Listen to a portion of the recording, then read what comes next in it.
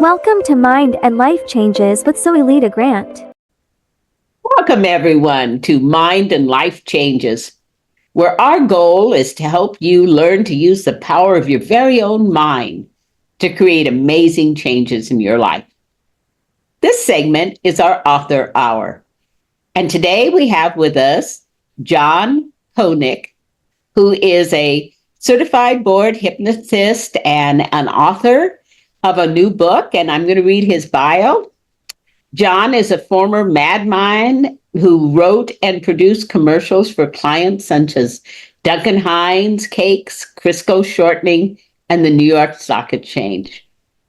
Since selling an advertising agency he founded in 1998, John has been a professional hypnotist practicing full-time in Rhode Island, where he has helped thousands make important changes with hypnosis and hypnotic coaching.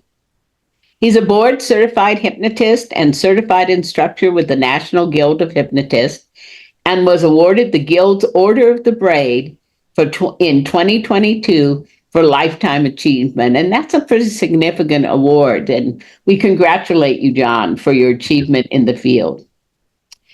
John co-authored The Hypnotic Coach, and he is the author of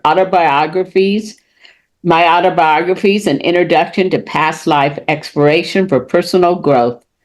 John's HypnoVision video series was featured in Universal Mind Map Oracle Meditation System for Personal Growth and Transformation, which will be available on Guess Who? Amazon in October.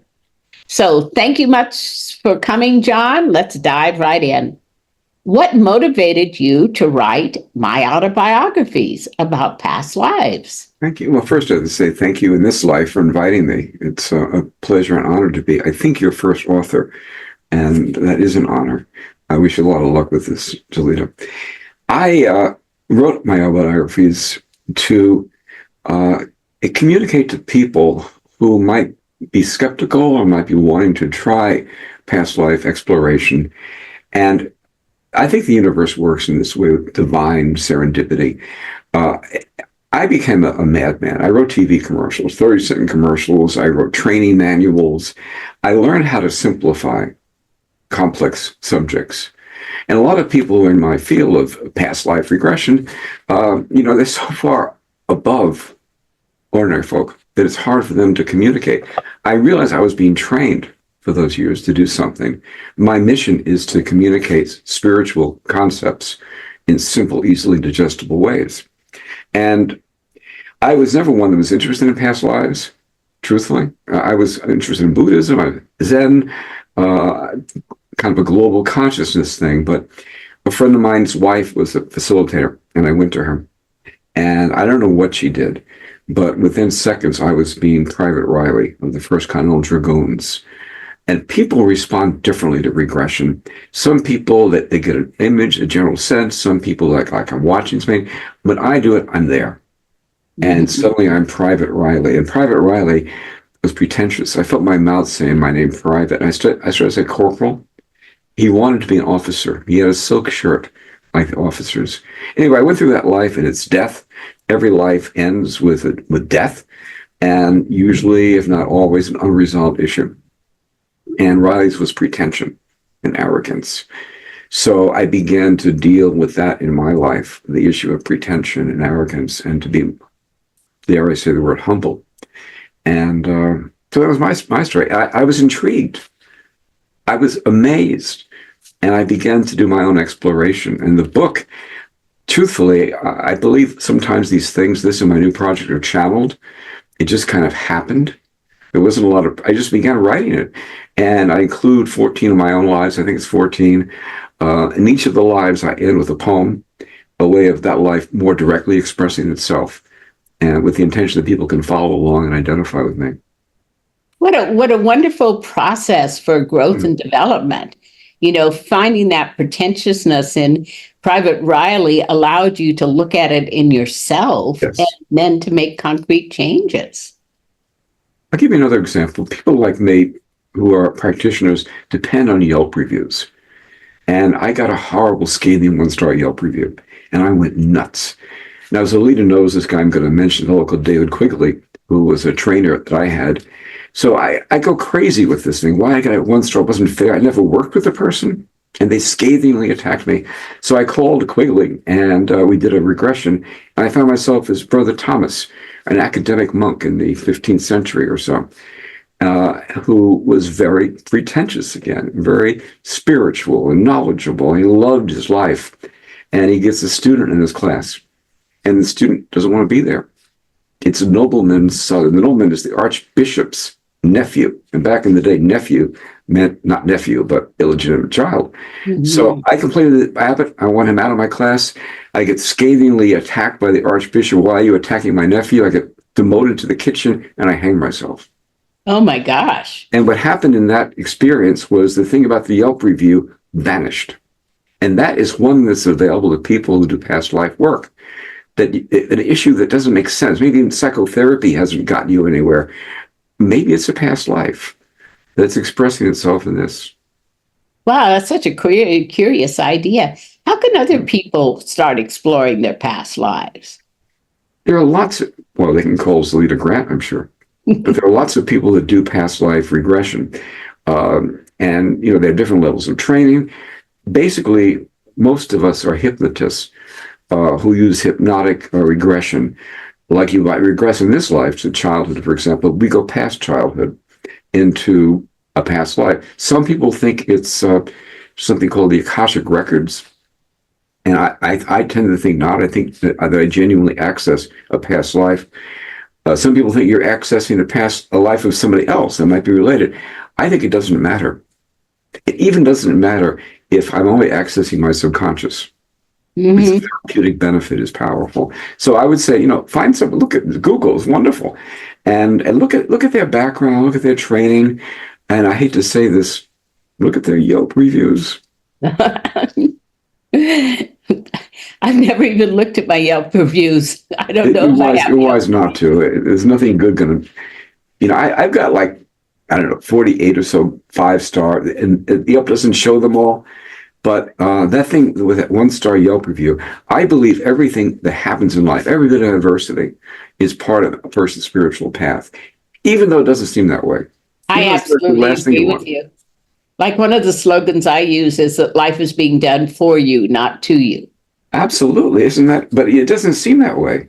Right. In the midst of chaos or adversity, it doesn't seem that way. And to be human, you're not going to like everything that happens as soon as it happens. But, I believe that we're made up of our humanness and what I think of as our soulness, our spiritual quality. And that the more that we lean into our soul, the more that it can deal with our humanness and not let us be pulled down into it. I agree with you, and that's inspiring. And sometimes, for me, at least difficult. I think for a lot of people, we get stuck in, this avatar that I live in, the John Koenig incarnation having its own issues. Mm-hmm.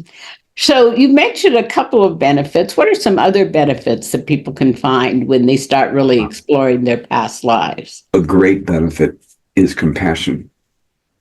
When you've been a victim as well as a victimizer, mm-hmm. One of my lives was a slave in Georgia who had a horrible, horrible, horrible, miserable incarnation, unloved and no freedom.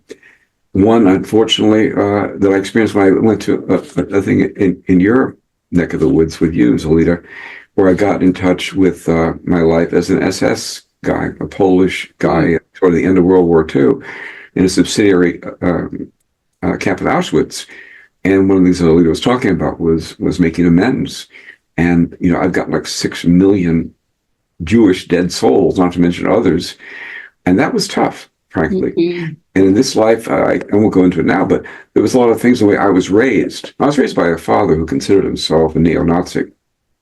So, what goes around comes around. Yes, I definitely think that that's true. Mm. So when someone has an experience where they run into a past life where they have been the perpetrator or they have been the aggressor, what do you think is the best reaction to that experience that we could cultivate? It's an excellent, excellent question. That one might be over my pay grade. I think in that, I don't know the answer to that, Zoilita. Okay. Yeah, I'm still struggling with having been an SS guy. Yeah. I don't know the answer to that. I think we should definitely start with that premise that you brought in about compassion. Yeah. Well, that's And part of learning it. how to have compassion for oneself and learning to have forgiveness for oneself. Yeah, guilt is of no value. One the bad thing to do would be guilty. To be guilty. The good thing is Yes. to make amends, to be compassionate. I'm an amazingly committed liberal. I believe in human rights. I believe in the dignity of souls and of the self. And the guy that I was, Ernst, in Poland in 1945, felt very, very differently about things. Yes. Very differently. Yes. And always remember, I think, that we have the soul and that the soul is just experiencing these things for learning and growing and for things that we can't even understand with our minds in this experience. One of the things that I noticed in your bio is that you've created some new cards. Can you tell us something about those? Uh, yes. Part of my mission to simplify things, I always felt that I never had the manual of how to live, and I created it. Back last year, I went on the internet, asked ChatGPT to comb all of human wisdom, philosophy, psychology, religion, self-help, to give me 64 principles that humanity has to master if we're to be our best. And it went through all these things, and I did it a couple of times with different prompts, and I came up with these 64 principles that I turned to the Universal Mind Map Oracle meditation system. And in fact, I used one before coming on tonight, which talked about energy balance. It's one of the principles, harmony in all aspects of life. It's a fundamental aspect that humanity has said is important, to live in harmony, to accept all of you. And so there are 64 cards, boing. And I did a Kickstarter. That's not going to work, is it? Yeah, I did a Kickstarter back in May, and I wrote a manual for it, with a hand here, boing. And what you do with this is you look at one of the principles that humanity has determined is necessary. The thing about my deck is it's not just John Koenig at all. It's the universal mind of humanity. I'm in the interpretation of each of these principles. Somebody else could have taken these 64 principles in a very different way. But based on my experience as, spiritual John, I gave it my take on things. And I did a focus group. I had 78 people who worked with the cards for a few weeks. And we had a focus group on Zoom. And I did a Kickstarter and I modified things. I'm learning as I get older, I don't have to do this all alone. And I don't have to do this all alone. The more I get out of the way of it, I think the better things work. It's my story. I definitely agree with you. I feel that I too am in a mist of creation and that creation is really coming through me, not to me. It's a very good feeling, and you can't fake it, and you can't force it. And I have a suspicion that all great, I'm not going to call my thing, but I will call my thing. This is great. There's nothing like it on the planet. No one could have done this before. Artificial intelligence. I think this is life-changing. It's changing my life to work with the cards. But I think all great literature is channeled. Where does it come from? Where do ideas come from? The human brain mechanism, I don't think is adequate to come up with, Shakespeare, for example. Yeah, well, Carl Jung talked about that a lot, that there was the universal consciousness and that when we were in the right state of mind, which I think of as the zone. The zone, I love that word. The zone, when you are in the zone, you are in this flow of creative thought. And I think that is the very best place to write from. Yeah, it feels different than, I was an ad writer for years. I would write lengthy brochures, training programs, and that was very different. That was me, doing it. This came through me. So let's take that card that you drew for today and let's go into it a little bit more depth, okay? So the card was called Impact. It was called, this one was called Energetic Balance. Energetic Balance, okay? So when you get that card, is it that you receive a message that you need to check your energetic balance, or is it Yes. okay? With each of I start with a quote from, great literature, wisdom, spiritual leaders. And then I give my text about my take on it, which for this one is including accepting your dark side, accepting the opposite, masculine to accept feminine, feminine to accept masculine. And then it ends also perpetrator and perpetratee. And then it ends with an assignment. And my assignment today is to look at my life and see where I'm out of balance and do something about it. So each card gives you an assignment for the day. That is a really good idea. I think one of the things that I've noticed working in the hypnosis world, and one of the reasons that I moved so definitely into coaching, is that you have to have real world activities in your life that anchor the changes that created in the mind. Absolutely. If you can't think yourself into spiritual evolution. I don't think exclusively. You have to act yourself into it as well. Right. We live in incarnation. Yes, definitely. Well, do you have any other things that you would like to share, or would you like to tell our audience where they can get in touch with you? Oh, I have a website for the card deck, the Universal Mind Map. No, the Universal Mind Deck.com. The Okay. Universal Mind. It is actually the Universal Mind Deck.com. My website is possibilities.nu, and like Nancy, you like unicorn. Okay. And I would love to hear from anybody that's interested in these things. So when I have this posted so that people can look at it, I'll put all of these links underneath. Oh, good. And then that'll make it easy for people to get a hold of you. And they can buy my book on Amazon, my current book, my autobiographies, with this very provocative cover. You can see the cover. I don't think you can. No, it's not working. Three faces. Three faces. That's me in the middle. That's me as a African shaman on the other side of my face, and that's me as my wife's wife in a prior life. Wow. Okay. Yeah. So did you have any memories of past lives before you started actually using hypnosis to explore them? That's a very good question. I had one. I used to do the old EST training. And in the EST training, if you don't know it, it was a consciousness raising thing. It was 2 weekends. You didn't sleep, you didn't pee. It was very, very much. I did it. You did it.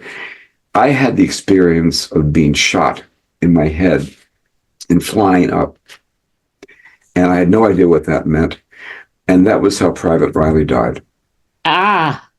So I had a taste of it. By the way, people that have spontaneous experiences, particularly children, and that's a whole nother topic. With reincarnation hypnosis, I would say you never really know. We're just watching Spartacus last night, and now you think you were a gladiator. But with children, when they have those experiences, anybody as a kid, if they start talking about past lives, I had a brother, and he talked about his other life, his real mother, his other family, and at the time, we just thought he was an imaginative kid. Now I would have paid much, much more attention. The work of Ian Stevenson, University of Virginia. Anybody interested in this is really worth getting into. So I'd like to share a story about my daughter. Please. So I grew up in Berkeley, California. My dear husband grew up in Bellefontaine, Ohio. So he came from a much more conservative kind of background. Right. And one time when our daughter was about 3 years old, when we blended our family, we had 3 little boys and the little girl that was 3 years old, and the boys were older. So we would go to the river a lot in the summertime. And one time he and I were sitting up on the hill watching the kids, and my daughter was obviously baptizing the boys. Okay. She was going through a little ceremony, and she was pouring and water. You knew what it over was, their head. pouring the water? Yes.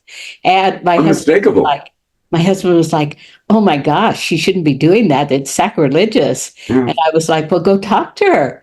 And so he goes down and I see them talking. I can't hear what they're saying. He's looking very perplexed. And then he comes back up and I said, well, what did she say? And he said, she said, God gave her the ability to baptize in a previous life. And her brothers needed baptizing. I bet they did. How old was she, Zoilita? She was 3. 3 years old. See, But that's the when she thing. That's spoke, pure. she used That's language pure. that was more adult language. Like she told him Absolutely pure. God gave her permission. I got the chills. I'm sure your viewers will also get the chills when they hear this. Yeah. So we just let her baptize people. So it's really been delightful having you here. I want to encourage everyone, get in touch with John, get in touch with a hypnotist that does past life regression. It's a wonderful experience, gives you an opportunity to learn and grow. Any final words for our audience? I hope you get our mutual friend David Quigley up here one of these days. Okay. All right. But I will just say thank you so much. Thank you so much for tuning in, and we'll see you next week. Bye-bye. Bye-bye.